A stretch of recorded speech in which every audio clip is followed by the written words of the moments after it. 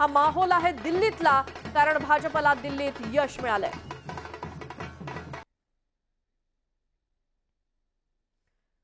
तर या सगळ्याबद्दल विश्लेषण करण्यासाठी, प्रतिक्रिया देण्यासाठी स्वतः अण्णा हजारे ज्येष्ठ सामाजिक कार्यकर्ते आपल्या सोबत आहेत. अण्णा, माझा आवाज तुमच्यापर्यंत पोहोचतोय?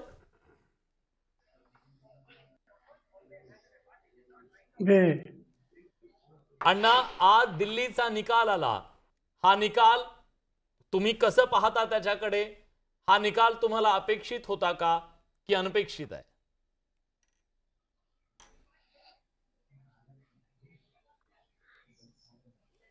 जी हाँ, हा निकाल मला जो लागला हा. तो मला अपेक्षित होता, कारण मी आधीपासून सांगत होतो हम्म. की कार्यकर्त्यांनी आचार शुद्ध ठेवा, विचार शुद्ध ठेवा, जीवन निष्कलंक ठेवा, जीवनात त्याग करा, अपमान पचवण्याची शक्ती असावी आणि नेहमी समाज आणि देशाचा विचार करावा. पण हळूहळू सुरुवातीला बरे वागले, पण नंतर यांच्या डोक्यामध्ये दारू शिरली, दारूचे दुकान शिरले, दारूचे लायसन्स शिरले आणि तिथून घोटाळा झाला. ते हळूहळू लोकांना कळत गेलं आणि लोकांच्या मनामध्ये असणारी त्यांच्याबद्दलची आस्था ती कमी होत गेली. बरं, पण तुम्हाला वाटतं ती प्रतिमा मलिन झाली? पण असं म्हटलं जातं की सत्ताधाऱ्यांनी ते केलं, दिल्लीतल्या सत्ताधाऱ्यांनी हे सगळं कुभांड केलं, अशा प्रकारचा आरोप झाला. तुम्हाला त्या आरोपात तथ्य वाटतं? नाही, मी त्या निकालाकडे पाहतोय. बर बर ते काय कोण काय म्हणतात तिकडे मी पाहत नाही. बरं, पण मग तुम्हाला असं वाटतं अरविंद केजरीवाल यांची प्रतिमा मलिन झाली म्हणून त्यांना पराभवाला सामोरं जावं लागतंय? ज्या दिवशी त्यांनी दारूच्या दुकानाचा विचार केला, दारू दारू ही वाईट असताना दारूला चांगलं म्हटलं आणि दारूचे दुकानं काढण्याचा विचार केला, त्याच वेळेला माझ्या मनातून ते डाऊन झाला. बर, 11 वर्ष झाली, अण्णांचा राग काही अरविंद केजरीवाल यांच्यावरचा कमी झालेला दिसत नाहीये. अण्णा, कुठे तुमचं मन जास्त दुखलं?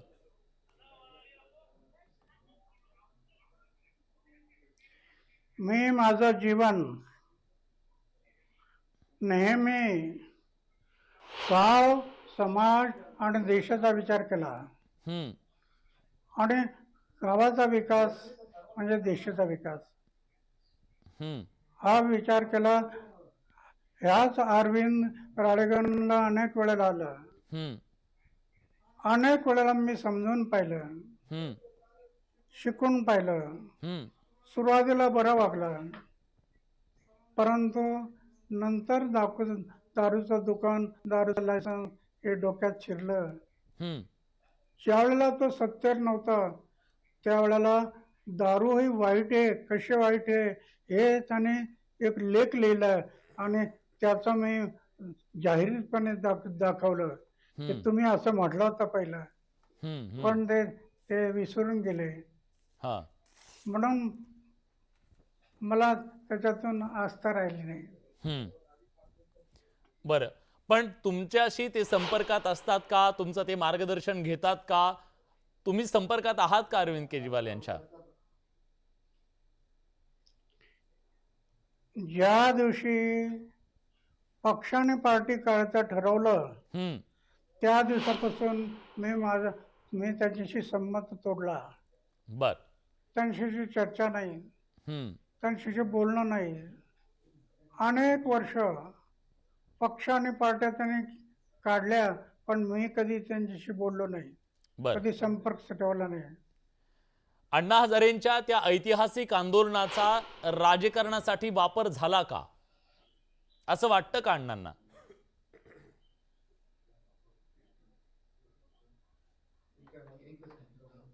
आता हे काय दिल्लीत घडलंय, मी आता गल्लीत बसलोय, हे अंदाजाने बोलणं बरं नाही. हा हा याचा अभ्यास करून मग नक्की सांगता येईल. बरं. पण तुमचं आंदोलन जे उभं होतं, ऐतिहासिक आंदोलन होतं, सगळ्या देशाला भारावून टाकणारं ते आंदोलन होतं, त्या आंदोलनाचा फायदा घेतला गेला का?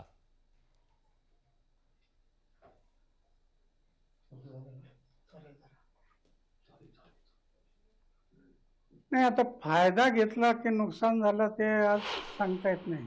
हम्म फक्त मला एकच गोष्ट की हा एक कार्यकर्ता आपल्या हाताशी चांगला आला हम्म आणि समाजाने देशाचं उज्ज्वल भविष्याचा विचार करणारा कार्यकर्ता मिळाला, याचा मला आनंद वाटला.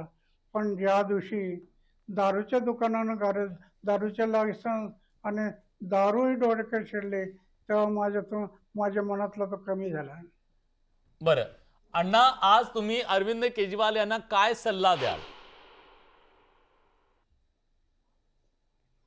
आता सल्ला देण्याच्या पलीकडे गेलं. अरे बाप. आता सल्ला देणं अवघड आहे. बरं अण्णा, आतापर्यंत तुम्ही म्हणालात की एखाद्या स्पेसिफिक दिवसापासून मी त्यांच्याशी बोलणं बंद केलं, मग आजच्या दिल्ली विधानसभा निवडणुकीच्या निकालानंतर केजरीवालांबद्दल अण्णांना का बोलावंसं वाटलं?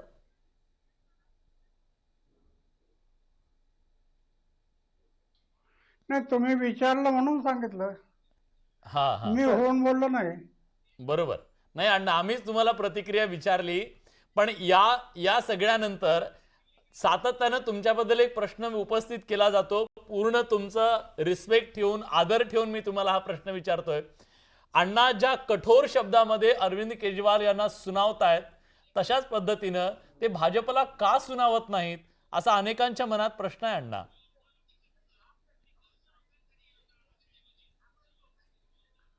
तुम्ही भाजपाबद्दल काय अशा वेडेवाकडं माझ्या समोर आणलं तर त्यांच्याबद्दल बोलेल. असे अनेक माझ्या लोक, समोर आलं पाहिजे. हा असे अनेक लोक. मोकळेपणे बोलणं बरं नाही. अण्णा, तुम्हाला माहिती आहे, ज्या लोकांबद्दल आरोप झाले, जे लोक जेलमध्ये गेले, असे अनेक आचार विचार तुमच्या शब्दात सांगायचं तर असे अनेक लोक भाजपच्या सोबत आले अण्णा. आम्हाला सगळ्यांना असं वाटत होतं की अण्णा यांच्याबद्दल प्रहार करतील. अण्णा नाहीत बोलत असं सगळेजण म्हणतात. सत्तेत सुद्धा आहेत.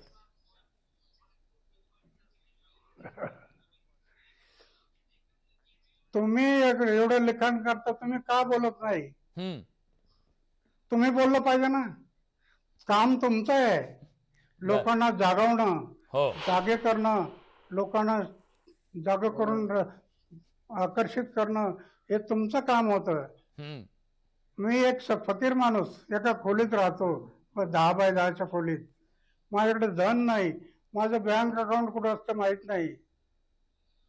बँक अकाउंट नाही, धन नाही, दौलत नाही, सत्ता नाही, पैसा नाही, काय नाही. फक्त जेवणाचं ताट आणि झोपण्याचा बिस्तर, एवढंच जीवनात ठेवलंय. अरविंद केजरीवाल यांनी बर आम्ही तर प्रश्न विचारतोच अण्णा, त्याच्याबद्दल काही दुमत नाही. पण अण्णा, तो शीश महल तुम्हाला आवडला नाही अरविंद केजरीवाल यांचा? चुकलं ते त्यांचं? अरविंद केजरीवालांनी तेवढा मोठा लॅविश बंगला बांधला मोठा, तुम्हाला आवडला नाही का? चुकलं अरविंद केजरीवालांचं? मी सांगितलं ना, ज्या दिवशी दारूचं दुकान, दारू लायसन्स द्यायचं त्यांच्या डोक्यात शिरलं, त्या दिवशी माझ्या मनातून उतरलं. तुम्ही सुनावलं त्याच्याबद्दल कधी त्यांना फोन करून वगैरे?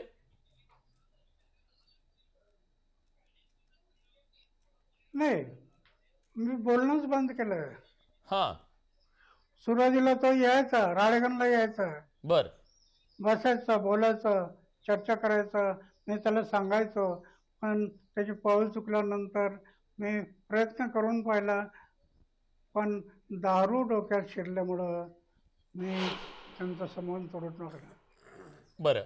पण अण्णा, आता देशातली सगळी परिस्थिती पाहता तुम्ही काय सांगाल, कसं जावं पुढे? पर्याय काय? राजकीय पर्याय त्यांनी निवडलेला होता, मग ही व्यवस्था बदलासाठी काय करावं लागेल?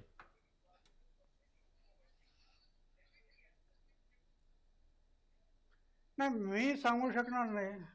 हम्म राजकारणामध्ये एवढे रथी महारथी लोक आहेत, त्यांचा सल्ला घेऊन त्यांनी विचार करावा की कसं जायचं. नाही नाही, मी त्यांच्याबद्दल नाही विचारत अण्णा. जे सगळे प्रश्न आहेत आज देशाच्या समोरचे, त्या प्रश्नांची सोडवणूक कशी करावी आता? जर राजकीय पर्याय तुम्हाला मान्य नाहीये, तर मग आपण ही व्यवस्था बदलासाठी, भ्रष्ट व्यवस्थेला व्यवस्थित करण्यासाठी काय करायला हवं?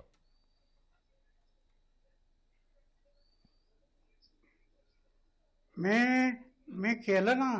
हम्म झोपण्याचा बिस्तर आणि जेवणाचा ताट, हम्म तरीही गावागावात जागृती केली. हम्म आज दिवसातून अनेक लोक येत राहतात, हम्म प्रेरणा घेतात, प्रेरणा घेऊन आपल्या आपल्या ठिकाणी काम करतात. हम्म मी नुसतं बोलायचं थांबलं म्हणून बंद नाही झालो. हम्म फक्त मी माझ्या जागेवर आता 90 वर्षाच्या वयात आता फिरणं शक्य नाही. हम्म पण मी अजूनही दिवसभर लोक येतात, महाराष्ट्रातून नाही, राज्यातून वेगवेगळ्या राज्यातून लोक येतात, त्यांना गाईड करत राहतो. हे काम करणं गरजेचं आहे. बर अण्णा, तुमची तब्येत कशी आहे? बरेच दिवस झालं आपण बोललो नाही, तुमच्याशी संपर्क नाही. तुमची तब्येत कशी आहे आता? आता 90 वर्ष झाले, अजून ठीक आहे. अजून रोज वॉकिंग करतो सकाळी 5:30ला, बर संध्याकाळी वॉकिंग करतो, हा दिवसभर येणाऱ्या लोकांना चर्चा करतो. हम्म अजून चालू आहे. राज्य कारण सरकारला काही मी मार्गदर्शन करता का? वयाच्या 17 वर्षी वयाच्या 17 वर्षी मी निर्णय घेतला, जोपर्यंत मी जगेल, माझं गाव, माझा समाज आणि माझा देश यांची सेवा करेल. आणि ज्या दिवशी मी मरेल, तर गाव, समाज आणि देशाची सेवा करता करता मरेल. ती सेवा माझी चालू आहे. नाही अण्णा, सलाम तुमच्या त्या जिद्दीला, तुमच्या कर्तृत्वाला, कार्याला, आणि तुम्ही जे महाराष्ट्रासाठी, देशासाठी केलेलं आहे त्या प्रत्येक गोष्टीसाठी हा महाराष्ट्र आणि हा देश तुमचा कायम ऋणी आहे. अण्णा, खूप खूप धन्यवाद. इतक्या वयात सुद्धा इतक्या उमेदीनं तुम्ही सगळ्या गोष्टी करताय, लोकांना